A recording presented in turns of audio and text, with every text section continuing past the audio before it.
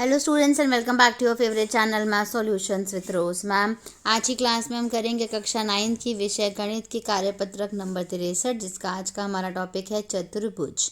और इस वर्कशीट को करने के लिए हमें आवश्यक पूर्व ज्ञान जो चाहिए वो है त्रिभुज तथा चतुर्भुजों के गुणों की समझ। तो चलिए बच्चों, वर्कशीट को शुरू करने से पहले आप लोग अगर ने अभी तक आप लोगों ने चैनल सब्सक्राइब नहीं किया है तो please it's a request, please channel को सब्सक्राइब कर लीजिए। Thank you students. आगे चलते हैं हम आज की वर्कशीट पे। बच्चों, आप एक त्रिभुज और एक चतुर्भुज के अनेक गुणों का अध्ययन कर चुके हैं। आइए त्रिभुज के एक अन्य गुण का अध्ययन करें जो एक त्रिभुज की भुजाओं के मध्य बिंदुओं से संबंधित है। इसके लिए निम्नलिखित क्रियाकलाप कीजिए। एक चतुर्भुज दिया हुआ है ABC, उसको हमें ड्रॉ करना है और उसकी दो भुजाओं AB और AC के मध्य बिंदु यानी ये E और F अंकित करने हैं। ई और एफ को मिलाइए। ई और एफ को हमने इस तरीके से मिला दिया। आकृति को देखिए। ई एफ और बी सी को मापिए, यानी ये जो आकृति है आपकी ई एफ और बी सी, इसको आपको मेजर करना है, यानी स्केल से नापना है। और साथ ही ए ई एफ और ए बी सी कोण, यानी कोण 1 और कोण 2 जो है, इसको भी मापना है। आप क्या देखते हैं, आप पाएंगे कि जो ई एफ है वो हाफ ऑफ बी सी निकलेगा और ये दोनों एंगल जो है एंगल 1 और 2 बराबर निकलेंगे, अर्थात कोण 1 बराबर कोण 2। अतः हम ये कह सकते हैं कि जो ये ई एफ है ये किसके समांतर है, बी सी के समांतर है। कुछ अन्य त्रिभुज लेकर इस क्रियाकलाप को दोहराएं। इस प्रकार आप सरलता से निम्न प्रमेय पर पहुंच सकते हैं। प्रमेय को हम डिस्कस करेंगे जो कि बहुत ही इंपॉर्टेंट थ्योरम है बच्चों ये, और ये थ्योरम आपके एग्ज़ाम में भी आएगी, ज़रूर आएगी और हमेशा आती है। प्रमेय है मध्य बिंदु प्रमेय। किसी त्रिभुज की किन्हीं दो भुजाओं के मध्य बिंदु को मिलाने वाला रेखाखंड तीसरी भुजा के समांतर होता है। इसका अर्थ है कि यदि हमें दिया है E मध्य बिंदु है AB का और F मध्य बिंदु है AC का, तो परिणाम क्या होगा, EF समांतर BC के होगा। क्या आप इस प्रमेय का विलोम लिख सकते हैं? क्या ये विलोम सत्य है? आप देखेंगे कि इस प्रमेय का विलोम भी सत्य है, इसे नीचे दिया जा रहा है। प्रमेय दे रखी है मध्य बिंदु प्रमेय का विलोम। किसी त्रिभुज की एक भुजा के मध्य बिंदु से दूसरी भुजा के समांतर खींची गई रेखा तीसरी भुजा को समद्विभाजित करती है। ठीक है, इसका अर्थ है कि यदि हमें दिया है E मध्य बिंदु है AB का और EF समांतर है BC के, परिणाम है F मध्य बिंदु है AC का। ठीक है, फिर उदाहरण दिया हुआ है यहाँ पे हमें एक त्रिभुज ABC में DE और F क्रमशः भुजाओं AB, BC और CA के मध्य बिंदु हैं। देखिए इस तरीके से DE और F जो दे रखा है, ये आकृति देखिए। दर्शाइए कि बिंदु DEF को मिलाने पर त्रिभुज ABC 4 सर्वांगसम त्रिभुजों में विभाजित हो जाता है। यानी जब हमने DEF को मिला दिया तो ये त्रिभुज जो है वो देखिए 4 त्रिभुजों में सर्वांगसम जो है वो 4 त्रिभुज बराबर हमें ये दिखा रहा है। ठीक है, अब हल है चूंकि D और E क्रमशः भुजाओं AB और BC के मध्य बिंदु है, बिल्कुल है। अतः मध्य बिंदु प्रमेय द्वारा DE समांतर हो गया AC के। ये जो DE लाइन जो है बच्चों, मैं ब्लैक कलर यूज़ करती हूँ इधर, DE जो है ये किसके समांतर हो गया, AC के। और DF समांतर हो गया, यानी ये समांतर हो गया BC के। और EF समांतर हो गया AB के। इसलिए ADEF, BDFE, DFCE में प्रत्येक एक समांतर चतुर्भुज है। अब DE समांतर चतुर्भुज BDFE एक विकर्ण है। ठीक है, क्योंकि जो DE है ये क्या है, समांतर चतुर्भुज BDFE का एक विकर्ण है। इसलिए दो ट्राइंगल देखिए, एक हो गया आपका BDE, अगर हम बात करें ये वाला जो है ट्राइंगल, और FED ये वाला, ये दोनों ट्राइंगल ये हो गए आपके सर्वांगसम सिद्ध हो गए, यानी ट्राइंगल T और ट्राइंगल T1 T2। इसी प्रकार DAF देखिए, DAF यानी ये वाला ट्राइंगल, इस ट्राइंगल की बात कर रहे हैं हम, और FED यानी ये वाला ट्राइंगल। तो ये दोनों ट्राइंगल भी आपके सर्वांगसम सिद्ध हो गए, बराबर भी हो गए, T3 बराबर T1।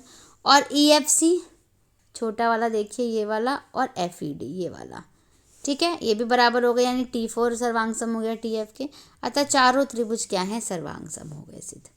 इसके बाद अब आप प्रयास कीजिए में बच्चों, आपको 2 प्रश्न दिए हुए, प्रश्न नंबर 1, 2। तो चलिए इन प्रश्नों को हम सॉल्व कर लेते हैं जल्दी से, और आप इसको वीडियो को एंड तक देखिएगा, तभी आप वीडियो से अपना काम जो है वो कंप्लीट कर पाएंगे। चलिए स्टार्ट करते हैं हम क्वेश्चन नंबर 1। तो चलिए बच्चों स्टार्ट करते हैं, हमारा क्वेश्चन नंबर 1 हम स्टार्ट करेंगे। ABC एक त्रिभुज है, मैंने कलर यहाँ पे यूज़ चेंज कर लेती हूँ। ABC एक त्रिभुज है जिसका कोण C समकोण है। क्वेश्चन नंबर 1 आपको दिया हुआ है ये। कर्ण AB के मध्य बिंदु M से होकर BC के समांतर खींची गई रेखा AC को D पर प्रतिच्छेद करती है। तो दर्शाइए कि D जो है वो भुजा AC का मध्य बिंदु है। दूसरा MD जो है वो लंब है AC पे, और तीसरा CM बराबर MA और वो हाफ ऑफ AB भी है। तो इस तरीके की आपकी ये फिगर बनेगी जो आपको क्वेश्चन में दे रखी है, ठीक है, जिसमें जो D है ये मध्य बिंदु है A और C का, M जो है वो मध्य बिंदु है A और B का, D और M को मिलाया है, DM जो है वो BC के समांतर है, ठीक है, और क्योंकि मध्य बिंदु है CM को यहाँ पे मिला रखा है, और जो C है ये 90 डिग्री का कोण है, ठीक है। इसके बाद हल देखिए, यहाँ पे हल क्या दे रखा है, दिया है त्रिभुज ABC जिसका कोण C समकोण है। कर्ण AB के मध्य बिंदु M से होकर BC के समांतर खींची गई रेखा AC को D पर प्रतिच्छेद करती है। सिद्ध करना है आपको ये तीनों पॉइंट जो भी हमने पढ़े थे। D भुजा AC का मध्य बिंदु है, MD लंब है AC पर, और CM बराबर MA है जो कि हाफ ऑफ AB है, ये हमें प्रूव करना है। तो हम प्रमाण देखेंगे। सबसे पहला फर्स्ट पॉइंट हम पहले डिस्कस करेंगे। चतुर्भुज DABC में M जो है वो भुजा AB का मध्य बिंदु है, और MD जो है वो समांतर है BC के। अतः मध्य बिंदु प्रमेय 8.10 से किसी त्रिभुज की एक भुजा के मध्य बिंदु से दूसरी भुजा के समांतर खींची गई रेखा तीसरी भुजा को समद्विभाजित करती है, जो कि अभी हमने मध्य बिंदु प्रमेय जो है वो हमने पढ़ी थी, वो ही लिखी है यहाँ पर। इसलिए D भुजा AC का मध्य बिंदु है, तो AD बराबर क्या हो गया, CD हो गया, क्योंकि ये दोनों मध्य बिंदु हैं और समांतर भी हैं। इसके बाद सेकंड पॉइंट और थर्ड पॉइंट करेंगे। सेकंड पॉइंट दे रखा है आपको, MD जो है वो समांतर है BC के, दे रखा है, और AC एक तिर्यक रेखा है। तो यानी कोण D और कोण C जो है वो कौन से कोण हो गए, संगत कोण हो गए। और ADM यानी D जो है वो ACB के बराबर हो गया, क्योंकि 90 डिग्री का कोण है। अतः MD लंब है AC के। सेकंड पॉइंट भी हो गया आपका फिनिश। थर्ड पॉइंट, 2 त्रिभुज दे रखे हैं, पहले दोनों त्रिभुज को हम सर्वांग सम प्रूव कर देते हैं। तो इसमें AD बराबर CD समीकरण 1 से जो हमने पहले किया था। MD जो है, MD उभयनिष्ठ भुजा है, और कोण D जो है, कोण D बराबर कोण D 90 डिग्री का है। यानी ऐसे है सर्वांग समता नियम से ये दोनों त्रिभुज क्या हो गए, सर्वांग सम सिद्ध हो गए।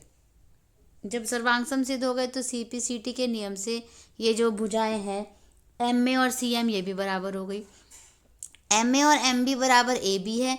अगर हम MB की जगह ही MA रख दें तो ये 2MA बराबर AB हो गया, और 2 को नीचे लेके आएंगे तो ये हाफ ऑफ, जब 2 को हम नीचे लेके आएंगे, वेट इसको जूम करती हूँ, 2 को जब हम नीचे लेके आएंगे तो ये हाफ ऑफ AB हो जाएगा, और MA किसके बराबर है, CM के। तो समीकरण 2 से ये भी हमारा प्रूफ हो गया, ठीक है। तो क्वेश्चन नंबर 1 जो है बच्चों वो हमारा कंप्लीट हो गया। आप इसको नोट डाउन करते चलिए। क्वेश्चन नंबर 1 के बाद अब हम कर रहे हैं अपना क्वेश्चन नंबर 2। क्वेश्चन नंबर 2 में आप देखिए, अब ABCD क्वेश्चन नंबर 2 है ये। ABCD एक आयत है जिसमें PQRS क्रमशः भुजाओं AB, BC, CD और DA के मध्य बिंदु है। दर्शाइए कि चतुर्भुज PQRS यानी जो ये छोटा वाला चतुर्भुज है ये समचतुर्भुज है, आपको प्रूफ करना है। इस तरीके की आपकी फिगर बनेगी, आप ड्रॉ कर दीजिएगा। हल में दिया है ABCD एक आयत है जिसमें PQRS क्रमशः भुजाओं AB, BC, CD और DA के मध्य बिंदु है, दे रखा है आपको।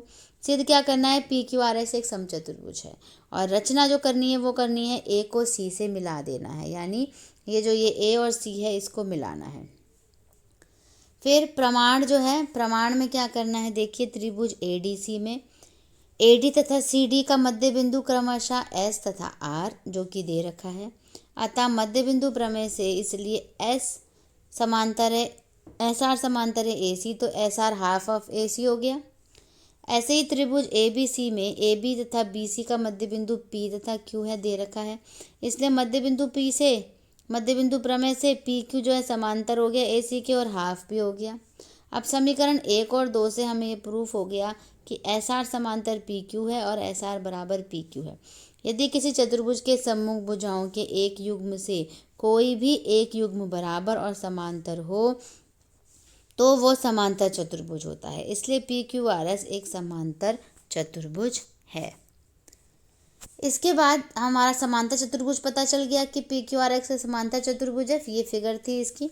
चूंकि ए बी सी डी एक आयत है, इसलिए ए बी जो है बच्चे, वेट इसको जूम करूँगी, ए बी जो है वो समांतर है सी डी के और एस क्यू समांतर है सी डी के, क्योंकि एस जो है वो क्यू ए डी का मध्य बिंदु और बी सी का मध्य बिंदु है। इसलिए ए डी किसके समांतर हो गया, पी आर के। और समीकरण 1 और 2 से ये पता चल गया डी एस ओ आर जो है वो एक समांतर चतुर्भुज है। डी एस ओ आर एक समांतर चतुर्भुज है, ठीक है, क्योंकि ये 90 डिग्री का भी हो गया। अब देखिए आगे, इसीलिए कोण ओ बराबर कोण डी समांतर चतुर्भुज की सम्मुख भुजा, और डी जो है वो कितने का है, मैंने आपको बताया था 90 डिग्री का, क्योंकि आयत का प्रत्येक कोण 90 डिग्री का होता है। इसलिए ओ भी जो हो गया वो 90 डिग्री का हो गया। चूंकि पी क्यू आर एस एक समांतर चतुर्भुज जिसके विकर्ण समकोण पर प्रतिच्छेद करते हैं, अतः पी क्यू आर एस एक समचतुर्भुज भी है।